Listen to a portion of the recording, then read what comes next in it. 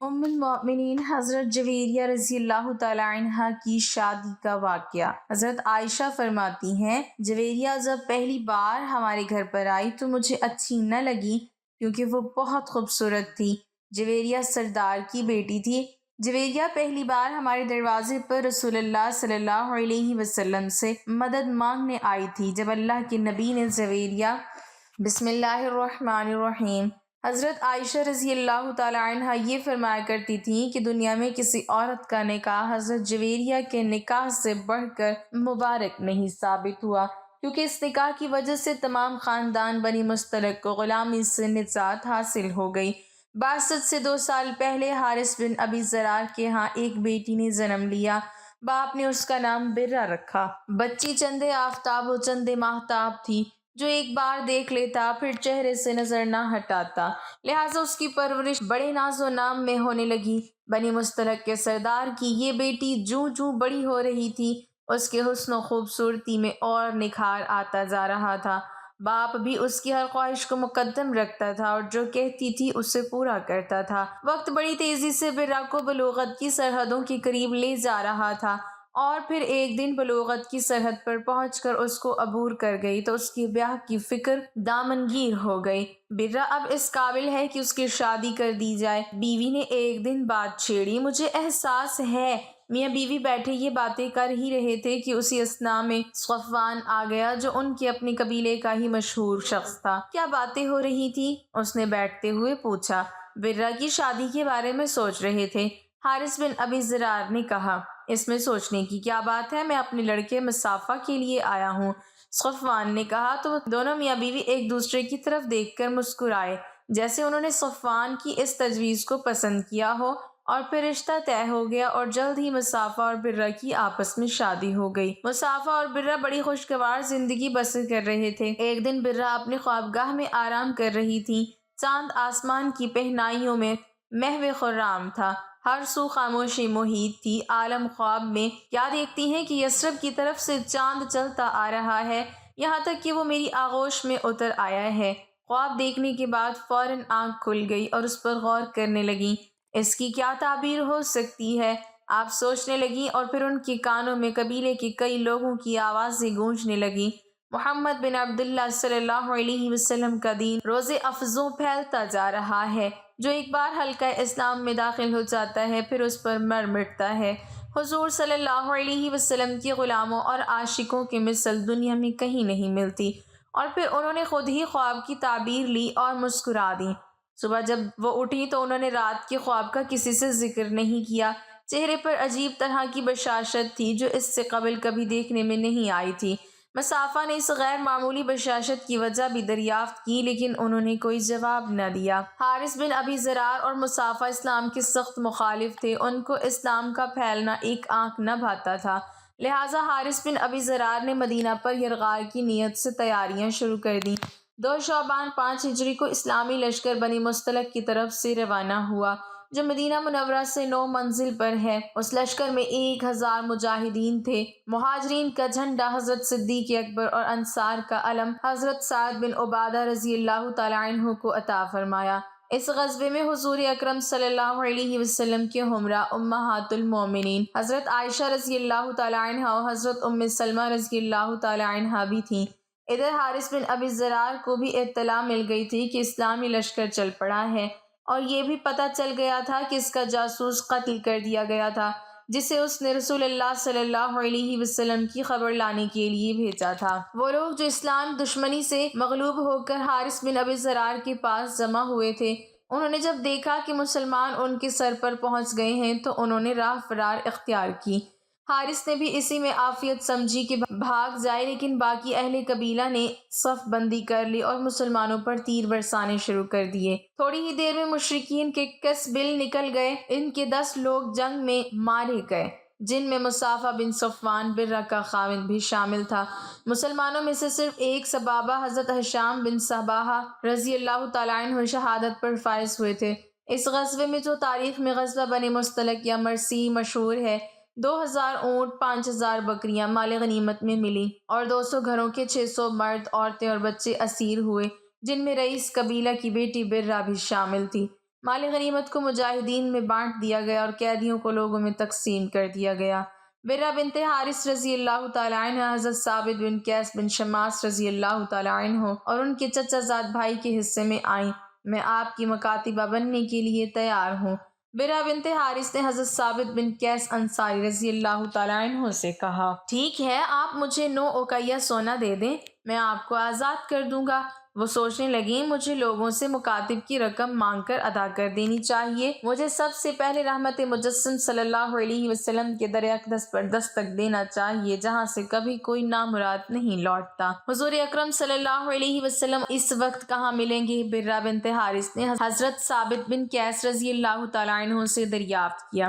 حارث بن ابی زرار جو غزوہ بنی مستلق کے وقت بھاگ گیا تھا، اسے جب پتہ چلا کہ اس کی بیٹی کو کنیز بنا کر لے گئے ہیں تو اپنی بیٹی کی فدیہ میں چند اونٹ لے کر مدینے کی طرف چل پڑا۔ جب وہ اونٹ لے کر چلا تھا ان میں سے 2 اونٹ اسے بہت پسند تھے، لہٰذا وہ اس نے وادی عتیق کی گھاٹیوں میں سے ایک گھاٹی میں چھپا دیے اور باقی اونٹ لے کر رسول اللہ صلی اللہ علیہ وسلم کی خدمت اقدس میں پہنچا۔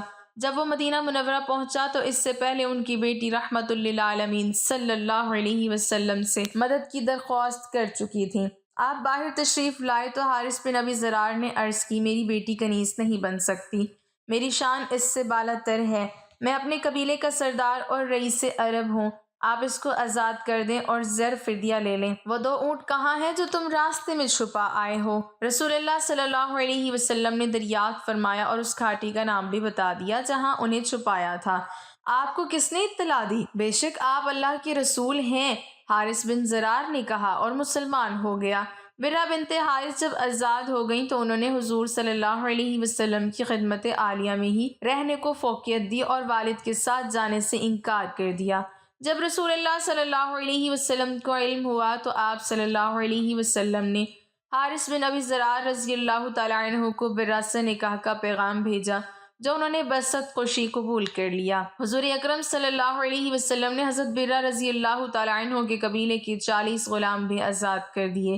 آپ نے برہ کا نام بدل کر جویریہ رکھ دیا اور اس طرح حضرت جویریہ رضی اللہ تعالیٰ عنہ کا وہ خواب سچا ثابت ہوا جو انہوں نے کئی سال پہلے دیکھا تھا کہ یثرب سے چلتا ہوا چاند ان کی آغوش میں آ گیا ہے اور جو تعبیر انہوں نے اس وقت نکالی تھی وہی نکلی۔ برہ کا مطلب نیکی و احسان ہے، لیکن اس لفظ کے استعمال سے منفی معنی بھی نکلتے ہیں۔ بقول حضرت برہ بن عازب رضی اللہ تعالیٰ عنہ، حضور اکرم صلی اللہ علیہ وسلم اس نام کو مکروہ جانتے تھے اور اسی بنا پر برہ کا نام بدل کر جویریہ رضی اللہ تعالیٰ عنہ رکھ دیا تھا۔ جب لوگوں کو علم ہوا کہ آقا نامدار صلی اللہ علیہ وسلم نے حضرت جویریہ بنت حارث رضی اللہ تعالیٰ عنہ سے شادی کر لی ہے تو لوگ بولے، کیا رسول اللہ صلی اللہ علیہ وسلم کے سسرال والے غلام بنائے جائیں؟ ہرگز نہیں، یہ محبت کے منافی ہے۔ حضرت عائشہ صدیقہ رضی اللہ تعالیٰ عنہ فرماتی ہیں، میں نے کسی عورت کو جویریہ رضی اللہ تعالیٰ عنہ سے بڑھ کر اپنی قوم کے حق میں مبارک نہیں دیکھا۔ ان کے سبب بنو مستلق کے تمام گھرانے آزاد کر دیے گئے۔ ام المومنین حضرت جویریہ بنت حارث رضی اللہ تعالیٰ عنہ کے تمام بہن بھائی اور والد دولت اسلام سے مالا مال ہو گئے تھے۔ حضرت جویریہ رضی اللہ تعالیٰ عنہ کے لیے مسجد نبوی کے قریب ہی امہات المومنین کے دوسرے حجرات سے متصل ایک حجرہ تعمیر کرا دیا گیا تھا۔ بقول ابن سعد اس کی دیواریں کچی اینٹوں کی اور چھت کھجوروں کی شاخوں سے بنائی گئی تھی جسے گارے سے لیپ دیا گیا تھا۔ دروازے پر اونی ٹاٹ کا پردہ تھا جس کا طول 3 ہاتھ اور عرض 1 ہاتھ تھا۔ ایک دن رحمت للعالمین صلی اللہ علیہ وسلم وہاں موجود تھے تو حضرت جویریہ رضی اللہ تعالیٰ عنہ نے عرض کی، یا رسول اللہ صلی اللہ علیہ وسلم، آپ کی دوسری عورتیں مجھ پر فخر کرتی ہیں کیا؟ جب انہوں نے بتایا تو آپ صلی اللہ علیہ وسلم نے فرمایا، کیا میں نے تمہارے مہر میں بڑی رقم ادا نہیں کی؟ کیا میں نے تمہاری قوم کے 40 غلام آزاد نہیں کیے؟ حضرت عائشہ صدیقہ رضی اللہ تعالیٰ عنہ فرماتی ہیں، جویریہ رضی اللہ تعالیٰ عنہ بڑی شیریں موزوں اندام، ملیح اور صاحب حسن و جمال عورت تھیں جو کوئی دیکھتا فریفتہ ہو جاتا تھا۔ ظاہری حسن و جمال کے علاوہ آپ باطنی حسن سے بھی مالا مال تھیں۔ بڑی زاہدہ، متقیہ، راست باز، عبادت گزار، قناعت پسند، مجسمہ، صبر و رضا، بردبار و حلیم، جود و سخا، عجز و انکساری، ایثار و اخلاص اور ذکر و تلاوت میں یکتا تھیں۔ یہ سب خوبیاں رسول اللہ صلی اللہ علیہ وسلم کی بدولت اور تعلق سے نکھر کر ابھری تھیں۔ اہل اسیر بیان کرتے ہیں کہ ایک دن حبیب اللہ صلی اللہ علیہ وسلم نماز فجر کے بعد سیدھے حضرت جویریہ رضی اللہ تعالی عنہ کے پاس سے باہر تشریف لائے تو اس وقت وہ اپنے مصلی پر بیٹھی مشغول عبادت تھیں۔ نور مجسم صلی اللہ علیہ وسلم چاشت کے وقت ان کے پاس تشریف لائے تو ان کو مصلی پر بیٹھے پایا تو فرمایا، جب سے باہر گیا ہوں اس وقت سے تم اسی جگہ یوں ہی بیٹھی ہو؟ عرض کی، جی رسول اللہ صلی اللہ علیہ وسلم۔ زوجہ محترمہ کی بات سنی تو ارشاد فرمایا، جس وقت سے میں تمہارے پاس سے گیا ہوں اب تک 4 کلمے میں نے پڑھے ہیں، اگر ان کو ان کے ساتھ موازنہ کیا جائے جو تم نے اب تک پڑھے ہیں تو یقیناً وہ 4 کلمے وزنی ہوں گے۔ میرے ماں باپ آپ صلی اللہ علیہ وسلم پر قربان، وہ کون سے کلمات ہیں؟ اے اللہ کے حبیب صلی اللہ علیہ وسلم۔ حضرت جویریہ بنت حارث رضی اللہ تعالی عنہ نے عرض کیا اور ہمتن گوش ہو گئیں۔ آپ صلی اللہ علیہ وسلم نے ارشاد فرمایا، وہ کلمات یہ ہیں: سبحان اللہ عدد ما خلقہ، سبحان اللہ رضا نفسہ، سبحان اللہ زینت عرشہ، سبحان اللہ مداد کلماتی۔ بتانے کا مقصد یہ تھا کہ اپنے ذکر میں ان کلمات کو بھی شامل کرنے جو بظاہر کم ہیں لیکن مدلول زیادہ ہے۔ ام المومنین سیدہ جویریہ بنت حارث رضی اللہ تعالی عنہ روحانی بالیدگی اور تزکیہ نفس کی خاطر نفلی روزے کا خالص اہتمام فرماتی تھیں، خاص طور پر جمعۃ المبارک کو روزہ رکھتی تھیں۔ ایک مرتبہ جمعۃ المبارک کو حضور اکرم صلی اللہ علیہ وسلم ان کے ہاں تشریف لے گئے۔ اس دن ان کا روزہ تھا۔ پوچھا، گزشتہ کل روزہ رکھا تھا؟ نہیں یا رسول اللہ صلی اللہ علیہ وسلم۔ انہوں نے جواب دیا، کیا آنے والے کل کو روزہ رکھنے کا ارادہ ہے؟ رسول اللہ صلی اللہ علیہ وسلم نے دریافت کیا، جی ارادہ تو نہیں ہے۔ حضرت جویریہ رضی اللہ تعالی عنہ نے عرض کیا، سنا تو فرمایا افطار کر دو۔ حکم کی دیر تھی کہ انہوں نے روزہ افطار کر لیا۔ اس سے امت کی تعلیم مقصود تھی کہ کسی خاص دن کو نفلی روزے کے لیے مخصوص نہیں کر لینا چاہیے تاکہ یہود و نصارہ کے ساتھ مشابہت کا موجب نہ ہو جائے، کیونکہ وہ معین دین کی تعظیم کرتے ہیں اور یہ معین دن ہفتہ اور اتوار ہیں۔ نیز روز جمعہ روز عید ہے، جیسا کہ حدیث پاک میں وارد ہوا ہے، لہٰذا اس دن روزہ رکھنا مناسب نہ ہوگا۔ ایک مرتبہ آپ صلی اللہ علیہ وسلم حضرت جویریہ رضی اللہ تعالی عنہ کے گھر تشریف لے گئے اور پوچھا، کچھ کھانے کو ہے؟ میری کنیز نے صدقے کا گوشت دیا تھا، وہی رکھا ہے، اس کے سوا اور کچھ نہیں۔ انہوں نے عرض کیا تو فرمایا، اسے اٹھا لاؤ کیونکہ صدقہ جس کو دیا گیا تھا اس کو پہنچ چکا۔ ام المومنین سیدہ جویریہ بنت حارث رضی اللہ تعالی عنہ حضور اکرم صلی اللہ علیہ وسلم کی زوجیت کے نور و نکھت سے بھرپور فضاؤں میں بے مثل زندگی گزار رہی تھیں۔ وہم و گمان بھی نہیں تھا کہ یہ حسین و خوشگوار زندگی صرف 6 سالوں پر محیط ہے اور اس کے بعد وہ بیوگی و جدائی کا داغ دے کر اپنے رفیق اعلیٰ کے پاس تشریف لے جائیں گے۔ جب رسالت مآب صلی اللہ علیہ وسلم نے وصال فرمایا تو دنیا اندھیر ہو گئی۔ یقین نہیں آتا تھا کہ آنکھیں جو دیکھ رہی ہیں وہ حقیقت ہے۔ دل میں ہول اٹھتا تھا، آنکھوں سے اشک رواں تھے لیکن لبوں پہ یہ الفاظ تھے، اے باری تعالیٰ تو جس حال میں مجھے رکھے میں ویسے ہی راضی ہوں، مجھے حوصلہ عطا فرما۔ اس وقت ان کی عمر مبارک 26 سال کی تھی۔ زندگی کی طویل راہیں سامنے پھیلی ہوئی تھیں۔ تھوڑے ہی فاصلے پر حجرہ عائشہ صدیقہ رضی اللہ تعالی عنہا میں محبت کرنے والا شوہر، اللہ کا محبوب رحمت للعالمین اور خاتم الانبیاء صلی اللہ علیہ وسلم ابدی آرام فرما رہے تھے۔ جب فراق و جدائی کی کسک بہت بے تاب کر دیتی اور ملاقات کو دل چاہتا تو ام المومنین سیدہ حضرت جویریہ رضی اللہ تعالی عنہ اپنے حجرے سے نکل کر حجرہ عائشہ رضی اللہ تعالی عنہ میں تشریف لے جاتی، سلام عرض کرتی، قدموں میں بیٹھ جاتی، بے اختیار آنکھوں میں آنسوں کے ستارے جھلملانے لگتے، دل میں باتیں کرنے لگتی، یوں احساس ہوتا جیسے محبوب رب ودود صلی اللہ علیہ وسلم قریب بیٹھے باتیں سن رہے ہوں۔ دل تو نہیں چاہتا تھا کہ وہاں سے اٹھیں لیکن بدل نخواستہ اٹھنا پڑتا اور پھر اپنے حجرے میں تشریف لے جاتی اور یاد الہی میں مصروف ہو جاتی۔ حالات کچھ بھی تھے لیکن امہات المومنین صلی اللہ علیہ وسلم جو موجود تھی ان کی بدرجہ اولیٰ عزت و تکریم کی گئی، ان کی ضروریات کا دھیان رکھا گیا، ان سے رہنمائی حاصل کی گئی اور ہر خلیفہ کی یہ کوشش رہی کہ ان کو کوئی تکلیف نہ پہنچے۔ حضرت امیر معاویہ رضی اللہ تعالی عنہ تو امہات المومنین رضی اللہ تعالی عنہ کی خدمت باعث افتخار و سعادت سمجھتے تھے۔ انہوں نے حضرت سیدنا جویریہ رضی اللہ تعالیٰ عنہ کا سالانہ وظیفہ 12,000 مقرر کر رکھا تھا۔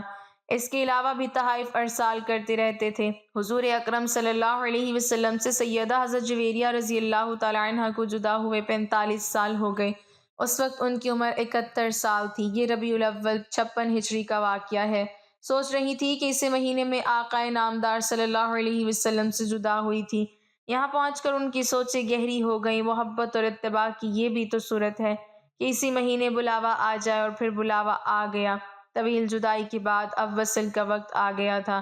آپ صلی اللہ علیہ وسلم پہلے سے تیار تھیں اور پھر روح القدس عنصری سے پرواز کر گئی۔ ان دنوں حضرت امیر معاویہ رضی اللہ تعالیٰ عنہ کی طرف سے مدینہ منورہ میں مروان بن الحکم حاکم تھا۔ انہوں نے ام المومنین سیدہ حضرت جویریہ بنت حارث رضی اللہ تعالیٰ عنہ کی نماز جنازہ پڑھائی اور جنت البقیع میں آسودہ خراب ہو گئیں۔ کتب معتبرہ میں ان سے 7 احادیث مروی ہیں، جن میں سے 2 بخاری شریف میں، 2 مسلم شریف میں اور 3 دیگر کتب میں ہیں۔ آپ رضی اللہ تعالیٰ عنہ کے بہن بھائی بھی مسلمان ہو گئے تھے۔ ان کے بھائی حضرت عمر بن حارث رضی اللہ تعالیٰ عنہ سے ایک حدیث پاک مروی ہے، کہتے ہیں اللہ کی قسم رسول اللہ صلی اللہ علیہ وسلم نے وصال کے وقت نہ دینار چھوڑا، نہ درہم، نہ غلام، نہ لونڈی، نہ اور کوئی چیز، صرف ایک سفید خچر تھا، یا ہتھیار تھے، یا کچھ زمین تھی جسے آپ نے صدقہ فرما دیا۔ حضرت عمر بن الحارث رضی اللہ تعالیٰ عنہ کی بہن سے بھی درج ذیل حدیث مروی ہے۔ رسول اللہ صلی اللہ علیہ وسلم نے فرمایا کہ دنیا بظاہر بڑی شاداب اور شیریں معلوم ہوتی ہے۔ اللہ پاک ہمیں بہتر عمل کرنے کی توفیق عطا فرمائے اور ہمیں نیکوکاروں میں شامل کرے، آمین۔ ناظرین، کمنٹ باکس میں اللہ تعالیٰ کے 99 ناموں میں سے ایک نام ضرور ٹائپ کریں۔